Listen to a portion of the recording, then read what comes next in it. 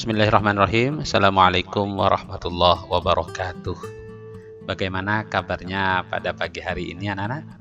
Alhamdulillah tentunya pada sehat semuanya ya. Alhamdulillah pagi ini kita awali semuanya kegiatan kita dengan bacaan basmalah bersama-sama. Bismillahirrahmanirrahim. Nah anak-anakku semuanya, pagi ini kita akan membahas tentang sejarah turun dan kodifikasi Al-Quran. Nah, kita akan membahas sejarah turunnya Al-Quran begitu kodifikasi atau penulisan Al-Quran. Nah, tentunya kita harus tahu dulu Al-Quran itu adalah merupakan wahyu yang diturunkan Allah Subhanahu wa taala kepada Nabi Muhammad SAW sebagai petunjuk dan pedoman bagi umat manusia. Sehingga dengan Al-Quran, umat muslim yang berpegang teguh pada Al-Quran akan senantiasa hidupnya dalam hidayah Allah Subhanahu wa taala. Namun, apa yang melatar belakangi turunnya Al-Quran? Anak-anak tahu? Nah, hal-hal yang melatar belakangi turunnya Al-Quran, satu, sebagai pedoman dan petunjuk dalam penyebaran agama Islam. Ya. Dua, sebagai respon terhadap situasi dan peristiwa yang terjadi pada masa hidup Nabi Muhammad. Nah, peristiwa-peristiwa, maka jawabannya sebagai responnya adalah dengan turunnya Al-Quran, turunnya ayat-ayat Al-Quran, begitu. Nah, yang nomor tiga, Al-Quran menjadi jawaban atas pertanyaan para sahabat kepada Rasulullah. Misalkan terjadi sesuatu yang sahabat tidak tahu dasar hukumnya, sehingga ditanyakanlah kepada Rasulullah SAW. Contohnya seperti khamar, minuman keras maksudnya di sini ya. Maka turunlah ayat di situ, turun ayat tentang pelarangan khamar yang kemudian jelas menjadi ayat yang jelas keharamannya atau pengharaman khamr itu. Innamal khamru wal maisir wal ansabu wal azlam rijsun min amali syaitan. Itu salah satu contoh ayatnya. Ya. Ustaz tidak saya paparkan di sini. Nah, yang keempat, untuk menguatkan keyakinan dan keimanan umat Islam. Ya. Untuk menguatkan keyakinan dan keimanan umat Islam. Lalu bagaimana proses turunnya Al-Quran? Yuk mari kita pelajari bersama ya. Nanti umpama tidak ada yang tidak mengerti maksudnya bisa ditanyakan pada teman berikutnya. Kronologi diturunkannya Al-Quran, yaitu fase pertama, Al-Quran diturunkan ke Lauhul Mahfudz secara keseluruhan. Fase yang kedua, Al-Quran diturunkan secara utuh dari Lauhul Mahfudz ke Baitul Izzah. Tepatnya pada bulan Ramadan bertepatan dengan malam Lailatul Qadar. Fase yang ketiga, Al-Quran diturunkan melalui malaikat Jibril kepada Nabi Muhammad SAW secara berangsur-angsur. Nah, di sini malaikat Jibril menurunkannya kepada Nabi Muhammad SAW selama 23 tahun. Dari malaikat Jibril kepada Nabi Muhammad diturunkannya secara berangsur-angsur, tentunya ada maksud di situ. Mengapa Al-Quran diturunkan berangsur-angsur?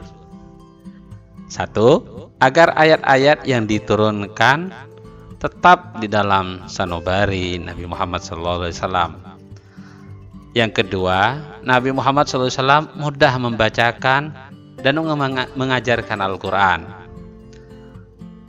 Yang ketiga, supaya manusia yang menerima pembelajaran dari Al-Quran dapat mengajarkannya sedikit demi sedikit. Dan yang terakhir, supaya mampu menenangkan jiwa dan menetapkan pendirian. Nah, itu adalah alasan-alasan kenapa Al-Quran diturunkan secara berangsur-angsur, anak-anak. Lalu bagaimana proses kodifikasi Al-Quran? Ya.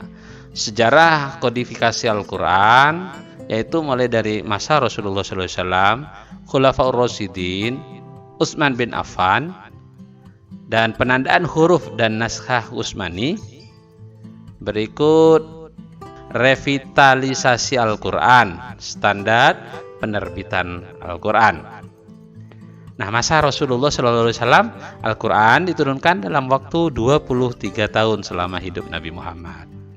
Wahyu-wahyu yang ditulis di atas benda seperti kulit, tulang, daun, dan sebagainya. Jadi tidak pakai kertas gitu ya. Jadi ditulisnya di daun-daun, di pelepah kurma, dan sebagainya. Nah, kemudian pada masa Khulafaur Rasyidin mengumpulkan dan menyusun naskah Al-Quran yang tersebar di berbagai benda tadi maksudnya, seperti pelepah kurma, tulang, dan sebagainya. Nah, mereka melakukannya dengan sangat berhati-hati. Ya. Pada masa Utsman bin Affan, ya, masa ini merupakan awal dari kodifikasi standar Al-Quran berdasarkan salinan yang dijaga oleh Hafsah, ya, istri Nabi Muhammad SAW. Siti Hafsah di sini istri Nabi Muhammad SAW untuk mencegah perbedaan bacaan dan penafsiran yang muncul. Berikut penandaan huruf dan naskah Utsmani. Sistem penandaan huruf pada teks Al-Quran mulai berkembang, juga diciptakan naskah Utsmani, yaitu bentuk tulisan Arab yang digunakan secara khusus untuk menulis Al-Quran. Jadi pada mulanya Al-Quran itu tidak ada tanda-tanda, tidak ada titik, tidak ada ini. Kemudian pada masa Khalifah Utsman, maka diberikanlah sistem penandaan huruf pada teks Al-Quran. Kemudian di sini revitalisasi Al-Quran.